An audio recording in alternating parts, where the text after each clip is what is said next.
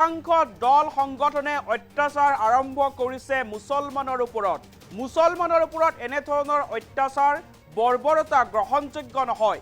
ৰাজ্যত বিজেপি চৰকাৰ শাসনলৈ অহাৰ পিছৰে পৰা মুছলমানৰ ওপৰত অত্যাচাৰ বৃদ্ধি হৈছে।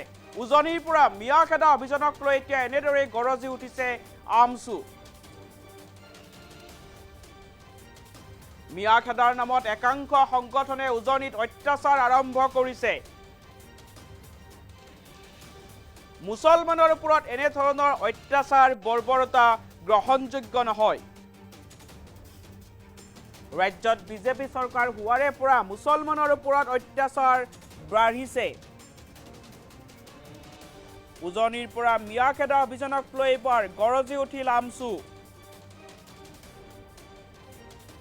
মুখ্যমন্ত্ৰীৰ উচতনিমূলক মন্তব্যৰ বাবে উজনিত মিয়াৰ ওপৰত অত্যাচাৰ হৈছে। প্ৰকৃত মুছলমান লোকসকল, মুছলমান ভাতৃ ভগ্নীসকলৰ ওপৰত এতিয়া বৰ্বৰতা চলিছে। বিজেপি চৰকাৰ, মুখ্যমন্ত্ৰী, দল সংগঠনৰ বিৰুদ্ধে সৰব হৈ পৰিল আমছু।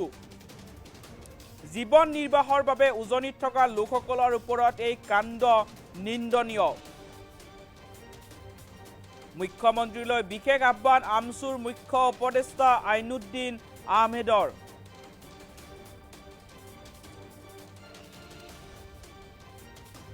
আৰু মিয়াখেদাৰ নামত এতিয়া একাংশ সংগঠনে মুছলমানৰ ওপৰত অত্যাচাৰ কৰিছে। আইনৰ বাহিৰত থকা কথা কোৱাৰ পৰা বিৰত থাকক অসমৰ মুখ্যমন্ত্ৰী। আমছুৱে বন্দুকৰ অসম নিবিচাৰে। আমছুৱে বিচাৰে এখন শান্তিৰ অসম। এনেধৰণৰ কৰ্মৰ দ্বাৰা কেতিয়াও ৰাজ্যৰ সমস্যাৰ সমাধান নহয়।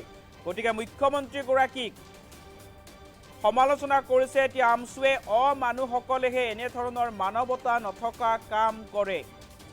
মিয়াখেদাৰ নামত এতিয়া একাংশ সংগঠনে মুছলমানৰ ওপৰত অত্যাচাৰ আৰম্ভ কৰিছে। মুছলমানৰ ওপৰত এনেধৰণৰ অত্যাচাৰ বৰ্বৰতা গ্ৰহণযোগ্য নহয়। ৰাজ্যত বিজেপি চৰকাৰ শাসনলৈ অহাৰ পিছৰে পৰা মুছলমানৰ ওপৰত অত্যাচাৰ বৃদ্ধি পাইছে। এনেদৰে এতিয়া বিজেপি চৰকাৰখনৰ বিৰুদ্ধে সৰব হৈ পৰিল আইনুদ্দিন আহমেদ। উজনিৰ পৰা মিয়াখেদা অভিযানক লৈ গৰজি উঠিছে আমছু। মুখ্যমন্ত্ৰীৰ উচতনিমূলক মন্তব্যৰ বাবে এতিয়া উজনিত মিয়াৰ ওপৰত অত্যাচাৰ হৈছে। প্ৰকৃত মুছলমান লোকসকলৰ ওপৰত এতিয়া বৰ্বৰতা চলিছে বুলি মন্তব্য কৰিছে বিজেপি চৰকাৰ। মুখ্যমন্ত্ৰী হিমন্ত বিশ্ব শৰ্মা আৰু দল সংগঠনৰ বিৰুদ্ধে এতিয়া সৰব হৈ পৰিছে আমছু। জীৱন নিৰ্বাহৰ বাবে উজনিত থকা লোকসকলৰ ওপৰত এই কাণ্ড নিন্দনীয়। মুখ্যমন্ত্ৰীলৈ এনেদৰে এতিয়া বিশেষ আহ্বান জনাইছে আমছুৰ মুখ্য উপদেষ্টা আইনুদ্দিন আহমেদে। আমছুৰ মুখ্য উপদেষ্টাগৰাকীৰ মন্তব্য আছে, মন্তব্য আগবঢ়াইছো। ৰাজ্যখনত সম্প্ৰতি উজনি অসমত যি মিয়াখেদাৰ নামত একাংশ দল সংগঠনে যি ভাড়াঘৰ বা বিভিন্ন জেগাত তেওঁলোকক বিভিন্ন ধৰণৰ যি অত্যাচাৰ উৎপীড়ন আৰম্ভ কৰিছে, এয়া কোনোপধ্যে গ্ৰহণযোগ্য কথা হ'ব নোৱাৰে। বিশেষকৈ মাননীয় মুখ্যমন্ত্ৰী ডক্টৰ হিমন্ত বিশ্ব শৰ্মাৰ চৰকাৰে চৰকাৰ গঠন কৰাৰ পিছৰে পৰা এটাৰ পিছত এটাকে সংখ্যালঘু বিদ্বেষী মনোভাৱেৰে যি অত্যাচাৰ উৎপীড়ন আৰম্ভ কৰিছিলে। আৰু শেহতীয়াভাৱে মুখ্যমন্ত্ৰী ডাঙৰীয়াৰ যি বক্তব্য, এই উচতনিমূলক বক্তব্যৰ জৰিয়তে আজি উজনি অসমত প্ৰকৃত যিসকল ভাৰতীয় নাগৰিক, প্ৰকৃত যিসকল এইখন অসমৰে বাসিন্দা, আজি মুছলমান ভাইসকল, সংখ্যালঘু মিয়া ভাইসকল, যিসকলে আজি তেওঁলোকে দুখীয়া দৰিদ্ৰ বান আৰু গৰাখহনীয়া কবলত পৰি তেওঁলোকে সৰ্বশ্ৰান্ত হোৱাৰ পিছত বিভিন্ন জেগাত তেওঁলোকে থিতাপি লৈ নিজৰ জীৱিকা নিৰ্বাহ কৰি আছে, নিজে বিভিন্ন জেগাত শ্ৰমিক হিচাপে কাম কৰি আছে। আজি সেই ভাইসকলক উজনি অসমৰ কিছু দল সংগঠনে যি অন্যায় অত্যাচাৰ কৰি আছে, আমি তেওঁলোকক আহ্বান জনাম যে এওঁলোক প্ৰকৃত ভাৰতীয় নাগৰিক, এওঁলোক কোনো বিদেশী নহয়। যদি আপোনালোকৰ হাতত কিবা তথ্যগত প্ৰমাণ আছে যে তাতে কোনোবা বিদেশী মানুহ আছে, কোনোবা সন্দেহযুক্ত নাগৰিক আছে, তেতিয়াহ'লে আপোনালোকে নিয়াৰেষ্ট থানা আছে, জিলা প্ৰশাসন আছে, তেওঁলোকক খবৰ দিয়ক। তেওঁলোকে তথ্য পাতি পৰীক্ষা কৰিব, আৰু পৰীক্ষা কৰাৰ পিছত যদি তেওঁলোকৰ প্ৰমাণ হয় যে সঁচাকৈ তেওঁলোকৰ কোনো তথ্য পাতি নাই, তেতিয়াহ'লে তেওঁলোকৰ ক্ষেত্ৰত চৰকাৰীভাৱে আইনগতভাৱে ব্যৱস্থা গ্ৰহণ কৰক, আমাৰ কোনো ক'বলগীয়া নাই। কিন্তু আমি সংখ্যালঘু ছাত্ৰ ইউনিয়ন হিচাপে, আমচু হিচাপে আমি আপোনালোকক আহ্বান জনাম, এই ধৰণৰ কাৰ্যপন্থাই কেতিয়াও সমস্যাৰ সমাধান নকৰে।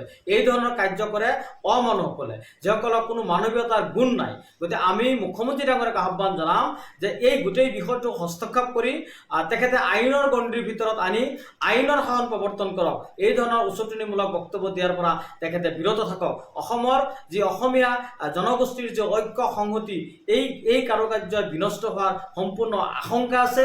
আমি সমন্বয়ৰ অসম বিচাৰোঁ, আমি ভাতৃত্বৰ অসম বিচাৰোঁ।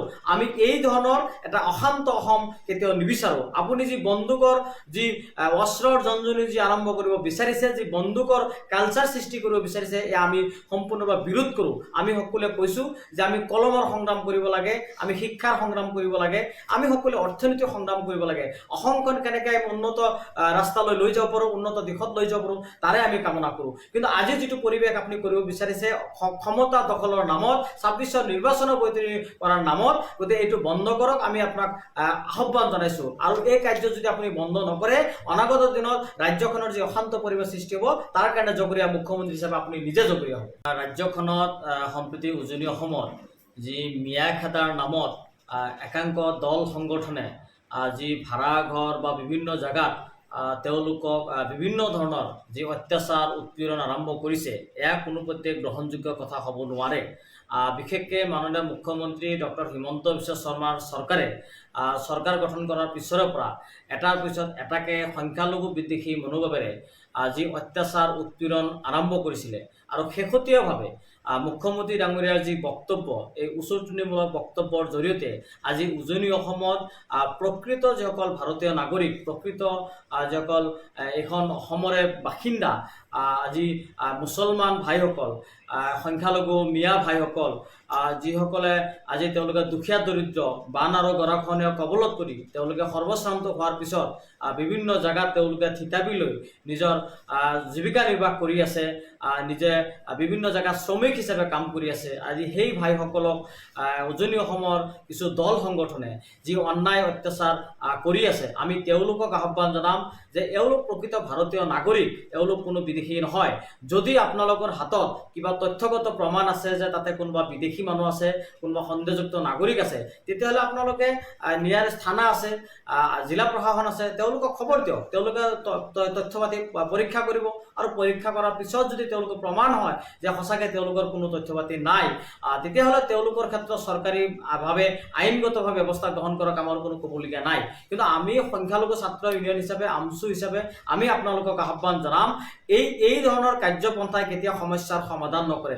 এই ধৰণৰ কাৰ্য কৰে অমানুহসকলে, যিসকলৰ কোনো মানৱীয়তাৰ গুণ নাই। গতিকে আমি মুখ্যমন্ত্ৰী ডাঙৰীয়াক আহ্বান জনাম যে এই গোটেই বিষয়টো হস্তক্ষেপ কৰি তেখেতে আইনৰ গণ্ডিৰ ভিতৰত আনি আইনৰ শাসন প্ৰৱৰ্তন কৰক। এই ধৰণৰ উচতনিমূলক বক্তব্য দিয়াৰ পৰা তেখেতে বিৰত থাকক। অসমৰ যি অসমীয়া জনগোষ্ঠীৰ যি ঐক্য সংহতি, এই কাৰুকাৰ্যই বিনষ্ট হোৱাৰ সম্পূৰ্ণ আশংকা আছে। আমি সমন্বয়ৰ অসম বিচাৰোঁ, আমি ভাতৃত্বৰ অসম বিচাৰোঁ। আমি এই ধৰণৰ এটা অশান্ত অসম কেতিয়াও নিবিচাৰোঁ। আপুনি যি বন্দুকৰ যি অস্ত্ৰৰ জঞ্জনি যি আৰম্ভ কৰিব বিচাৰিছে, যি বন্দুকৰ কালচাৰ সৃষ্টি কৰিব বিচাৰিছে, এয়া আমি সম্পূৰ্ণভাৱে বিৰোধ কৰোঁ। আমি সকলোৱে কৈছোঁ যে আমি কলমৰ সংগ্ৰাম কৰিব লাগে, আমি শিক্ষাৰ সংগ্ৰাম কৰিব লাগে, আমি সকলোৱে অৰ্থনৈতিক সংগ্ৰাম কৰিব লাগে। অসমখন কেনেকৈ উন্নত ৰাস্তালৈ লৈ যাব পাৰোঁ, উন্নত দিশত লৈ যাব পাৰোঁ, তাৰে আমি কামনা কৰোঁ। কিন্তু আজি যিটো পৰিৱেশ আপুনি কৰিব বিচাৰিছে ক্ষমতা দখলৰ নামত, 26ৰ নিৰ্বাচনৰ বৈতৰণি কৰাৰ নামত, গতিকে এইটো বন্ধ কৰক। আমি আপোনাক আহ্বান জনাইছোঁ। আৰু এই কাৰ্য যদি আপুনি বন্ধ নকৰে, অনাগত দিনত ৰাজ্যখনৰ যি অশান্ত পৰিৱেশ সৃষ্টি হ'ব, তাৰ কাৰণে জগৰীয়া মুখ্যমন্ত্ৰী